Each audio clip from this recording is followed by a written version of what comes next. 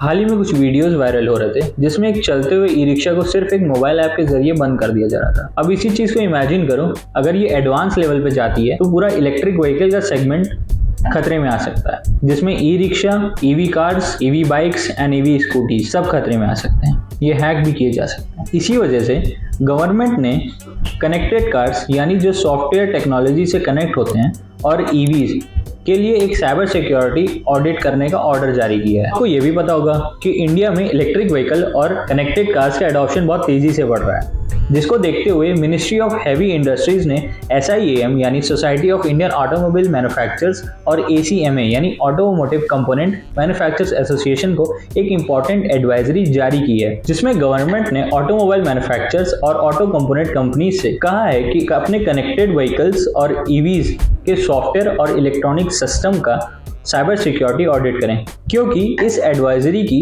भी वजह काफी सीरियस है। रिपोर्ट्स के हिसाब से कुछ मोबाइल ऐप्स का मिसयूज करके EVs यानी इलेक्ट्रिक व्हीकल के बैटरी मैनेजमेंट सिस्टम यानी BMS को ब्लूटूथ के थ्रू एक्सेस किया जा रहा था। इसी ऐसे ही सिक्योरिटी लूपहोल्स की वजह से हमारे व्हीकल्स को रिमोटली कंट्रोल या डिसेबल किया जा सकता है। इसी कंसर्न के बाद गवर्नमेंट ने ऐसे ऐप्स को ऐप स्टोर और प्ले स्टोर से हटाने का ऑर्डर दिया है। अब गवर्नमेंट चाहती है कि कंपनीज वीक पासवर्ड हटाए और OTA यानी ओवर द एयर एक ऐसी टेक्नोलॉजी जो कार के सॉफ्टवेयर को इंटरनेट के थ्रू रिमोटली अपडेट करती है बिना सर्विस सेंटर जाए। इसमें नए फीचर्स जैसे बग फिक्सेस और सिक्योरिटी पैचेस को डायरेक्टली इंस्टॉल किया जाता है कार में और सॉफ्टवेयर अपडेट सिक्योर बनाएं और स्ट्रॉन्ग ऑथेंटिकेशन सिस्टम इंप्लीमेंट करें। अक्टूबर 2026 से कनेक्टेड व्हीकल्स के लिए cyber security standard face wise लागू किए जाएंगे। ये इनिशिएटिव सिर्फ हैकिंग रोकने के लिए नहीं, बल्कि कस्टमर सेफ्टी, डेटा प्राइवेसी और यहाँ तक कि हमारे कनेक्टेड व्हीकल्स के इकोसिस्टम पर ट्रस्ट बढ़ाने के लिए एक बड़ा कदम है।